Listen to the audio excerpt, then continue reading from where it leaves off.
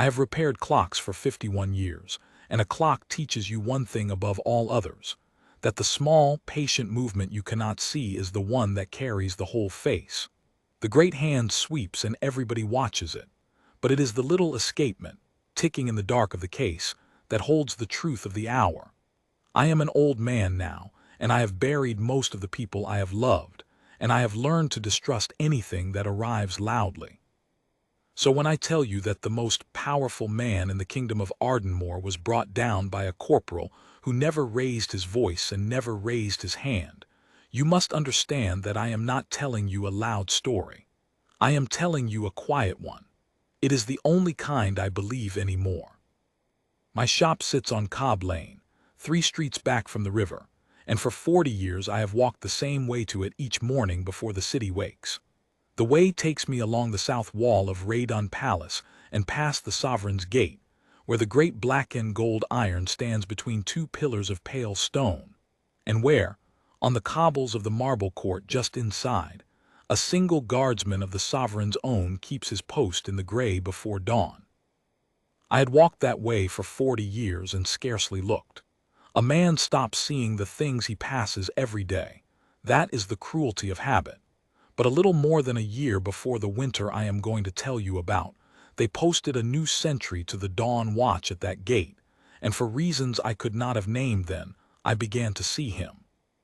He was a young man, not a boy, but young, perhaps 18, 20, and he stood the way the others stood, in the red wool tunic and the tall black bearskin, white gloves on the rifle, chin strap drawn, the brass on his breast catching what little light there was. They all stand that way. It is the point of them. But there was something in this one that the others did not have, or that I had simply never troubled to notice in the others. He stood as though the standing itself were the work and not the waiting for the work. Do you understand the difference? Most men endure their post. This one inhabited it. I am a watchmaker. I notice stillness. A balance wheel at rest is not the same as a balance wheel that has stopped. One is poised and the other is dead, and to the untrained eye they look identical. This sentry was poised. There was a live tension in him, a held energy, like a spring wound exactly to its mark and no further. I found, after a week of passing him, that I had begun to slow my step a little as I went by, the way you slow before a thing that is well made. His name, I would learn much later, was Silas Wren, Corporal Wren. But in those first months he was only the still man at the gate, and I was only the old man with the leather satchel and the bad knee who passed at the same gray hour every day, and we never spoke, because one does not speak to the Sovereign's own on watch, and because I had nothing to say that the morning needed. I tell you all this so that you will know I watched him for a long time before anything happened. I knew his stillness the way I know the tick of a good movement, well enough that I would have felt it at once if it ever faltered. That is how I can tell you with an old man's certainty that it never did. The man who tried to break him arrived in the city that winter the way weather arrives, with everyone speaking of it before it came. His name was Sir Reynold Calthorpe, and you must let me be careful here, because the kingdom I am describing to you is not on any map you own, and the gate and the palace and the king are not any gate or palace or king you could name, and Calthorpe most of all is a man who never drew a real breath. I am an old man telling a story by the fire, and a story may put on a coat of its own choosing. But the shape of the thing, the shape is true, because I have seen that shape in too many men to doubt it. Calthorpe was a contractor to the crown. That is a dull phrase for an enormous fact. The household of a great palace is a city in itself. It must be fed and warmed and lit and clothed and shod, its horses bought, its stone repaired, its coin counted, its debts paid. And a man who holds the contracts for those things holds, in a quiet way, more of the palace's life in his fist than half the lords who bow at its functions. Calthorpe held a great many of those contracts. He had begun, they said, with one, the coal, I think it was, and from the coal he had grown to the candle wax and the timber and the mason stone, and then, the way such men do, to the lending of money to the very household he supplied, so that he was both the merchant they bought from and the bank they borrowed from to pay him, which is a circle that has only ever ended one way in the history of the world. I never met him to speak to. I'm a clockmaker, but I saw him perhaps a dozen times that winter, because his way and my way crossed at the sovereign's gate, and I will tell you what a clockmaker's I saw. He was a large man, not fat but heavy, with the heaviness of a man who has never once in his life been hungry, and he carried himself as though the ground were a thing that had agreed to be beneath him. He wore his fortune the way other men wear a coat, closely, warmly, with the collar up. And he had a way of looking at people that I have only otherwise seen in a man pricing a horse. He did not look at you to know you. He looked at you to know what you were worth to him, and having priced you, he looked away, and the looking away was the worst of it. The first morning I saw the two of them in the same frame. I had stopped at the corner of the south wall to ease my knee, and so I was nearer the gate than usual, in the blue cold of the half-light, with the frost making the iron of the railings white. A motor carriage came down the long approach. Calthorpe had one of the first in the city, a great black machine that breathed like a beast, and it slowed at the outer gate, and the outer gate was opened for it by the porter, because that was within the porter's authority and within the standing order, and the carriage rolled into the space before the inner gate, where Corporal Wren stood his post. The inner gate was shut. It is always shut at that hour. It is opened on the half-hour for the relief in the household traffic, and otherwise only upon an authority entered in the book, a written order, a named bearer, a thing that can be set down and accounted for afterward. This is not cruelty, and it is not stubbornness. It is the difference between a gate and a hole in a wall. A gate that opens for whoever pushes hardest is no gate at all. Calthorpe's man, his driver, called up to the sentry to open the inner gate. The sentry did not move because there was no order in the book and the half-hour had not come. The driver called again with more in his voice. The sentry did not move. Then Calthorpe himself put down the window of the carriage, and I heard his voice for the first time, and it was a pleasant voice which surprised me. Men like that are not always shouters. The dangerous ones are pleasant. "Open the gate, Corporal," he said. "I'm expected, you know who I am." And the sentry said, and this was the first time I heard Wren speak, and I have not forgotten the evenness of it, "I'm sure the gentleman is expected, sir. The gate opens on the half-hour or on an authority entered in the book. I have no authority entered, sir." "I am the authority," Calthorpe said still pleasantly. "Open the gate." "I have no authority entered, sir," Wren said again, in exactly the same voice, as though the second saying cost him nothing the first had not. I want you to understand how small a thing this was on its face. A gate. 11 minutes perhaps until the half-hour when it would open anyway. A man of sense, a man wishing to keep his post, would have found a way to bend without breaking, would have sent word up, would have begged the gentleman's pardon, would have let the great machine roll in 2 minutes early and entered something vague in the book afterward, and no one in the wide world would ever have known or cared. That is what 9 centuries in 10 would have done, and they would have been right to, by the measure most men live by. Wren did not. Not because he was stupid, I came to learn there was nothing stupid in him, but because the book was the book, and the half-hour was the half-hour, and an authority not entered was not an authority, and these things were true whether the man at the window was a beggar or the richest hand in Ardmore. He did not weigh the man. That was the whole of it, and I did not understand yet how rare and how dangerous a thing it was. He simply did not weigh the man. Calthorpe looked at the sentry, then the way he looked at everything, pricing him. I saw it from the corner of the wall, and I saw the precise moment when the pricing failed.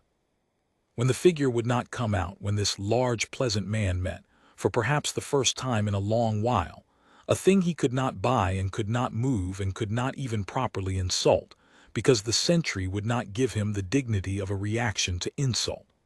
I have watched 1,000 mechanisms in my life, and I know the look of a part that has met a part it cannot turn.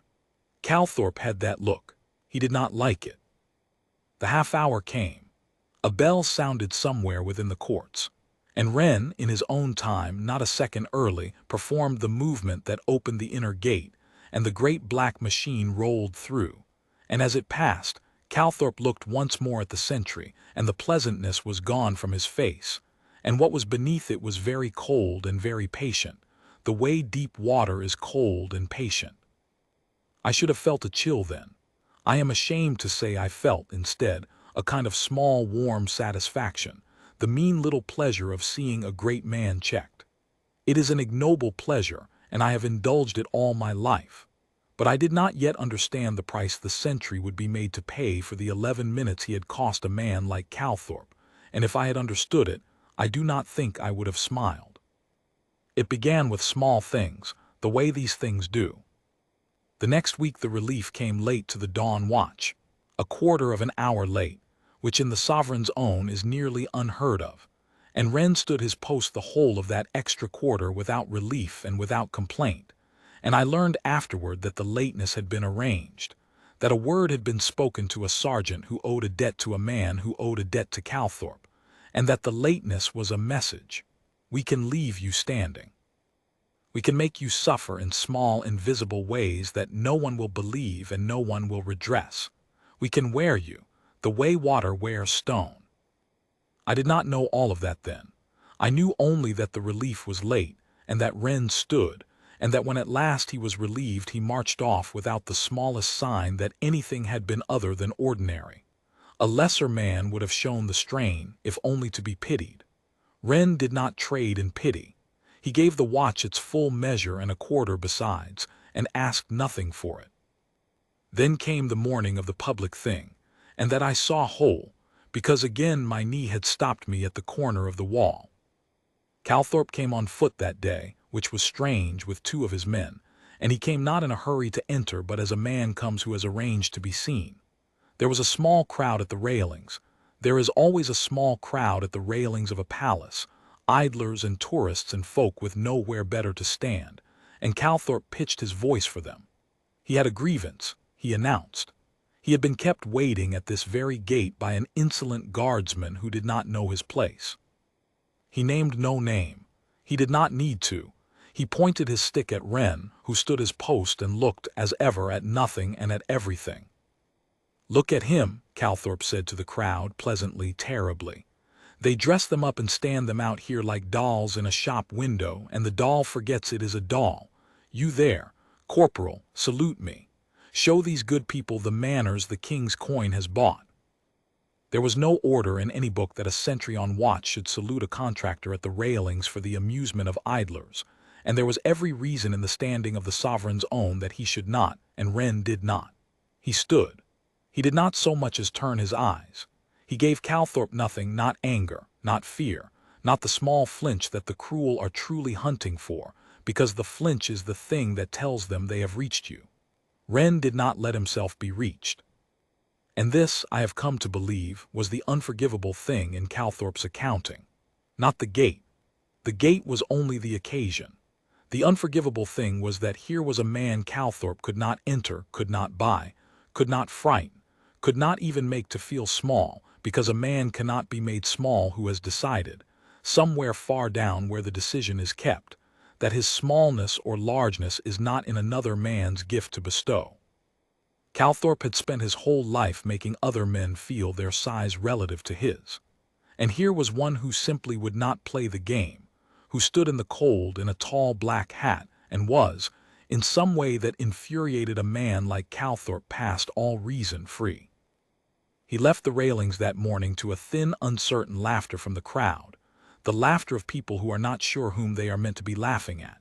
And I saw, again, the cold, patient water in his face, and this time I did feel the chill, because I am old and I have seen that a small man with a great fortune, who has been made to feel small in public, will spend the great fortune freely to be made to feel large again, and the spending of it falls on whoever was nearest the wound. What fell on Wren, I did not see, because it fell in the dark places where such things are arranged. But I heard of it in the weeks after, the way one hears of everything eventually in a city, in fragments, from the laundress and the porter's wife, and the man who sells the morning papers at the corner of Cobb Lane. A report was filed against Corporal Wren, a formal report, set down in the proper channels, alleging that the sentry at the sovereign's gate had been insolent to a crown contractor of high standing, had refused a reasonable request, had brought the dignity of the household into question before the public at the railings. It was a careful report. It did not lie outright, which is what made it dangerous. It merely arranged the true facts in a frame that turned a disciplined man into an arrogant one. He refused to open the gate, true. He would not salute the gentleman, true. He showed no respect, and here the report leaned hard on the word respect, as though respect were a thing owed to a fortune rather than earned by a life. By the measure of the palace, a report like that from a man like Calthorpe should have ended Corporal Wren. It should have seen him broken from his post, set to some miserable duty in a cold corner of the household, marked down in the books that follow a soldier all his life. That was the machinery Calthorpe had set turning, and it was good machinery, well oiled with money and obligation, and it ground in the direction it had been pointed. It did not end him, and the reason it did not end him is the small, patient escapement at the heart of this whole story, the thing ticking in the dark of the case that carried the whole face. Corporal Wren kept the book. I have told you that the inner gate opened on an authority entered in the book. The book was the gate log, and the keeping of it was part of the sentry's duty, and most men kept it the way most men keep most duties well enough. A line, a time, a name, the half-hours noted, the household traffic logged in the shorthand of men who have logged it 10,000 times and no longer quite see what they are writing. Most kept it well enough. Wren kept it perfectly. He kept it the way I keep a movement when I have stripped it to its frame and laid out every screw and jewel on the felt in the order it came out, so that no part can be lost and no part mistaken for another. Every entry to that gate, every exit, every authority presented and every authority refused, every late relief, every irregular hour, set down in a small even hand at the moment it occurred, not from memory afterward but from the living instant, witnessed and timed and true. He did not keep the book because he foresaw the day it would matter. He kept it perfectly because that was the standard, and the standard did not change with the weather or the watcher or the size of the man at the window. He kept it perfectly for no reason at all, except that perfectly was how it ought to be kept.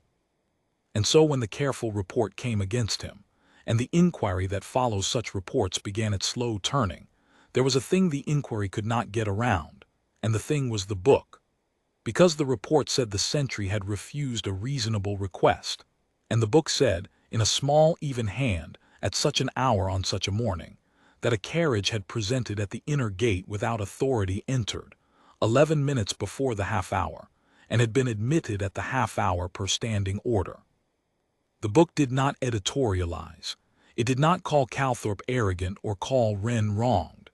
It simply was the record, kept to the letter, and a record kept to the letter is a terrible thing to a man whose whole power rests on the arrangement of facts. The inquiry, finding the sentry's account matched his book, and the book matched the standing order in every particular, could not break him on it. It could mark him with a caution, perhaps, for the friction of the thing. Palaces do not love a man who makes a great contractor wait, even rightly. But it could not say he had failed his duty, because the book said in his own patient hand that he had done it exactly. And it could not even say he had kept the book to save himself, because the book had been kept that way for the whole year before, long before Calthorpe ever came, every entry as perfect as the last, so that the perfection itself was the proof of innocence. A man does not forge a year of his own honesty in a single night. So the careful report failed of its purpose, and I think if Calthorpe had been a wiser man or a smaller one, he would have let it go there, would have counted the cost of the 11 minutes paid in full by the report and moved on to softer marks. But he was not a wise man. He was a powerful one, which is not the same and is sometimes the opposite. And a powerful man who has thrown his whole weight against a closed gate and felt the gate not move is a man who will throw harder, because in his whole life the throwing harder has always worked, and he cannot conceive of a world in which it will not.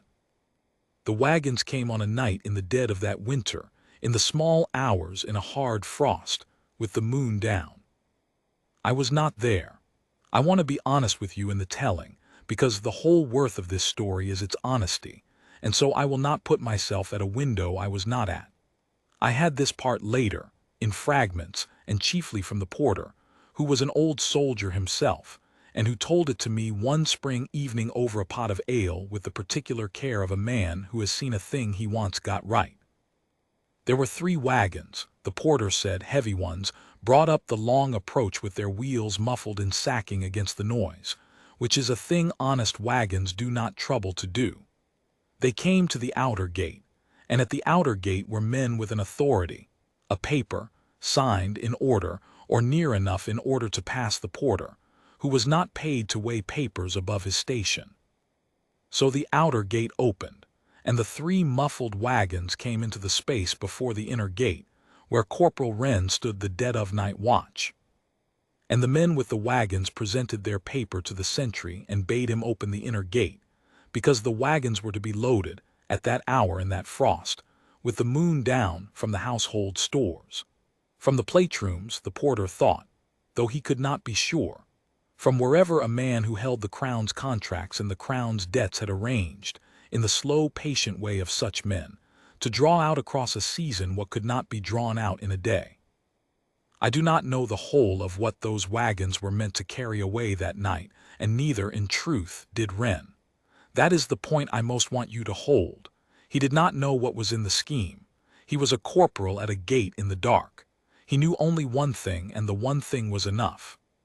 He read the paper, and the paper was an authority to load and remove household stores, signed by a steward's hand, but it was not entered in the gate book, and it bore no countersign for movement out of the household at an unappointed hour, which the standing order required for any removal of stores between the evening lock and the dawn relief.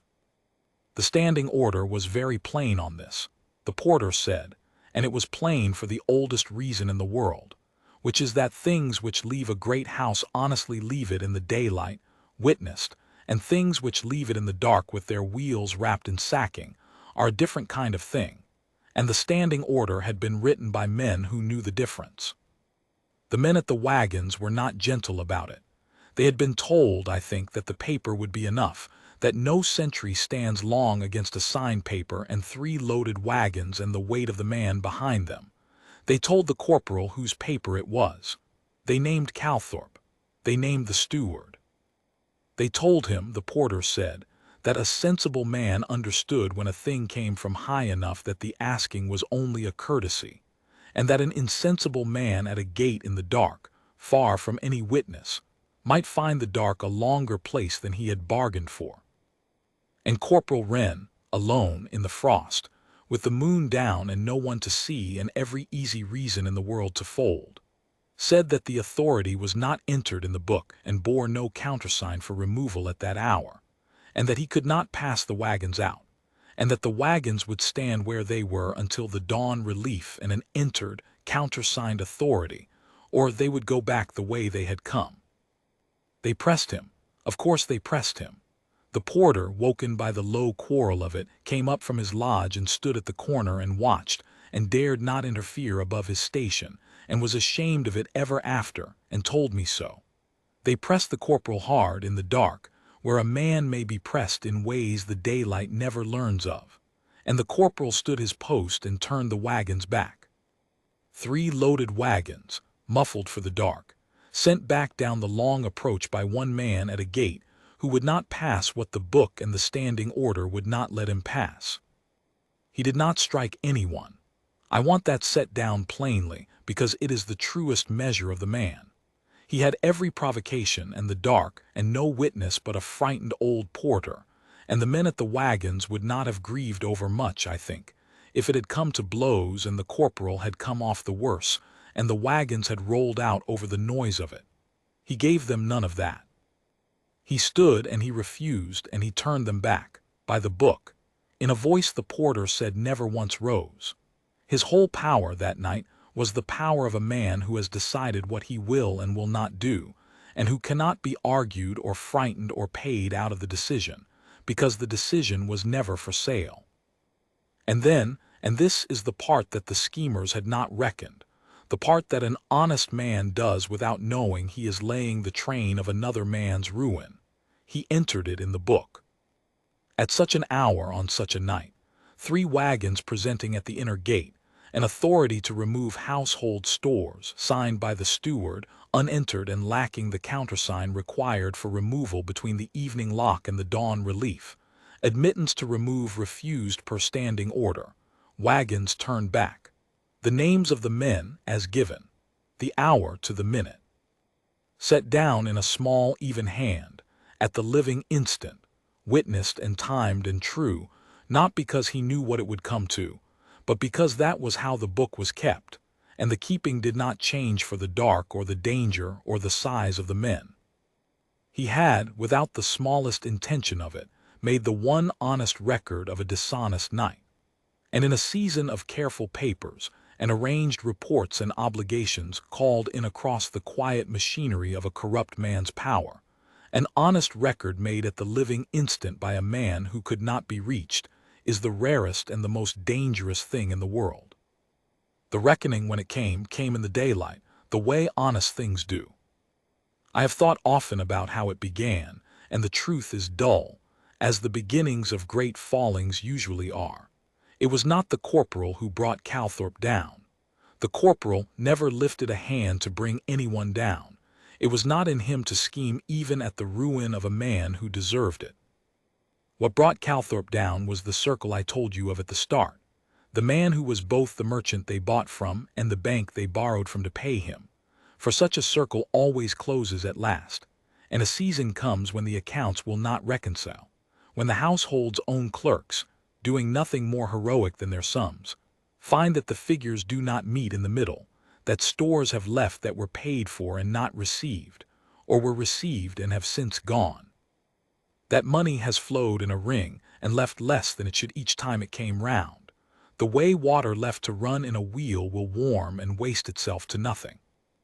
And when the clerks found the gap and could not close it, the inquiry that followed, a real inquiry this time, not a contractor's careful report, but the slow grave inquiry of a household discovering it has been quietly bled, went looking for where the stores had gone. And it asked, as such inquiries must, what had left the household and when and by whose authority. And it went to the gate books. I am told there were many gate books, and that many of them were kept well enough in the manner of most men, and that well enough was not enough, because well enough leaves room, and room is where a corrupt man lives. But there was one book, the dead of night watch at the sovereign's gate, in a small even hand that left no room at all. And in that book the inquiry found, set down at the living instant on a hard frost night with the moon down, 3 wagons, a steward's unentered and uncountersigned authority, Calthorpe's name given by his own men, and an admittance to remove refused per standing order, wagons turned back. It was not the whole of the case against him. I do not want to tell you that one corporal's logbook was the whole of it, because that would be a louder story than the true one, and I have told you I distrust loud stories. There were the clerk's sums, and there were other nights and other gates where the wagons had not been turned back, and there were the careful papers themselves, which when laid side by side told their own tale to a patient reader. The case against Calthorpe was built of many parts, the way any true thing is. But every other part could be argued. A clerk's sum can be a clerk's error. A paper can be explained. A steward can be confused. A memory can be bought. A witness can be made to doubt himself in the long grinding way that money grinds a man. Every part of the case could be argued, except the one part that had been kept perfectly, at the instant for a year, by a man who could not be reached. The corporal's book was the part that could not be argued, because it had not been kept to win an argument. It had been kept for nothing at all except that perfectly was how it ought to be kept. And around that one fixed point, that small true escapement ticking in the dark of the case, the whole face of the thing at last could be read. I saw the end of it, because by then the whole city knew the inquiry was turning, and the whole city, the way a city will, found reason to be passing the sovereign's gate on the morning the end came.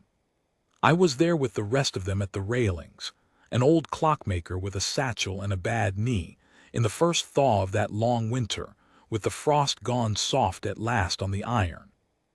A convoy came up the long approach, not Calthorpe's great breathing machine this time, but the grave plain carriages of the inquiry, and behind them an escort.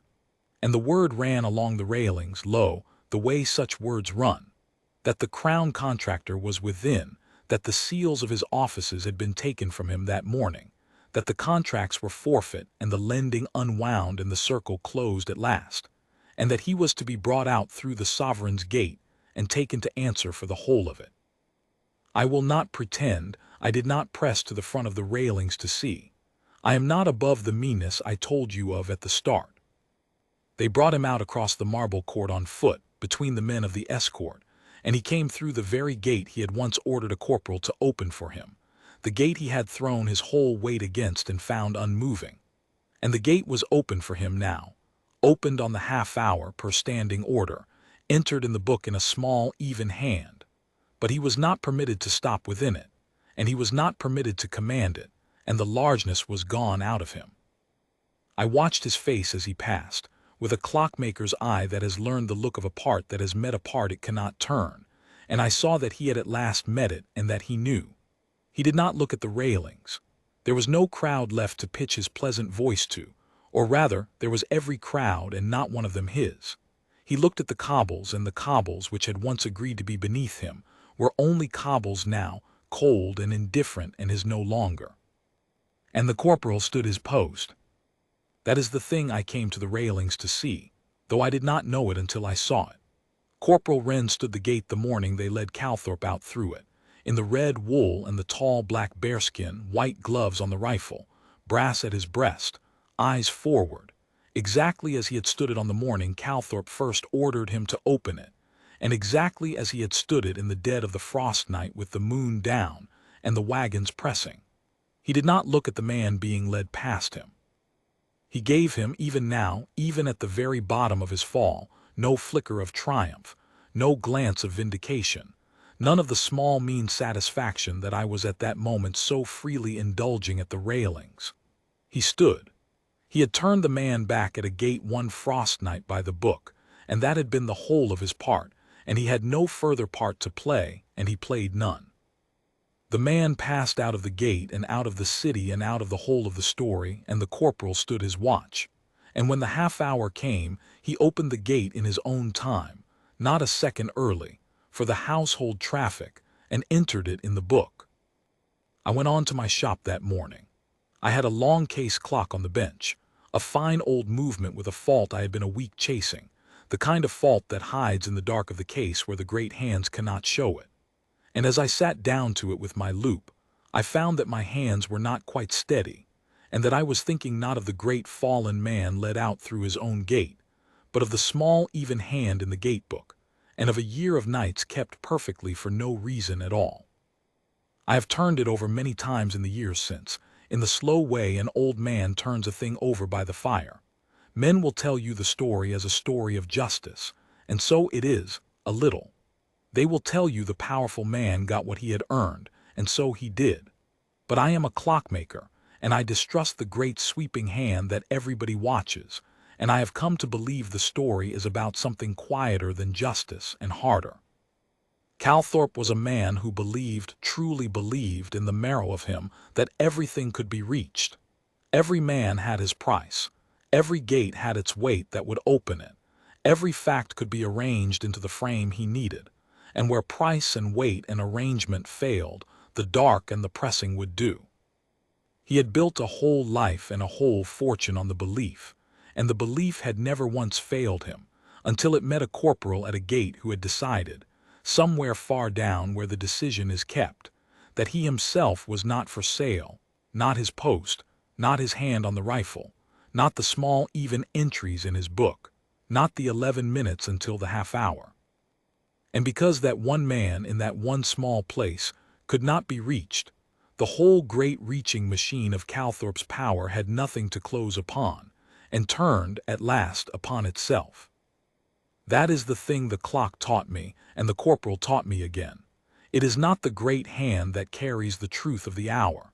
It is the small, patient movement in the dark of the case, the part no one watches, ticking the same whether anyone watches or not, that is the part that holds the whole face true.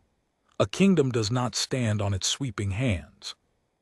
It stands on its escapements, on the corporals at the gates who keep the book perfectly for no reason at all except that perfectly is how it ought to be kept, and who cannot be reached, and who therefore cannot be turned, and around whom, in the end, everything that can be turned must turn.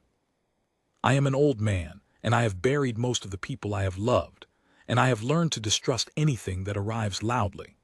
The most powerful man in Ardenmore arrived loudly and is gone, and the city has nearly forgotten him. But I still walk the old way to my shop in the grey before dawn, past the south wall and the sovereign's gate, and there is a sentry there. And on the mornings it is Corporal Wren I slow my step a little as I pass, the way you slow before a thing that is well made. He does not know me. He has never spoken to me, and I have never spoken to him, because one does not speak to the sovereign's own on watch, and because I still have nothing to say that the morning needs. But I see him. After 40 years of passing without seeing, I see him now, and I will see him as long as these old eyes hold, standing his post in the cold, poised and not dead, wound exactly to his mark and no further, keeping the book in a small, even hand for no reason at all. It is the most powerful thing I have ever watched a man do. He simply will not be moved.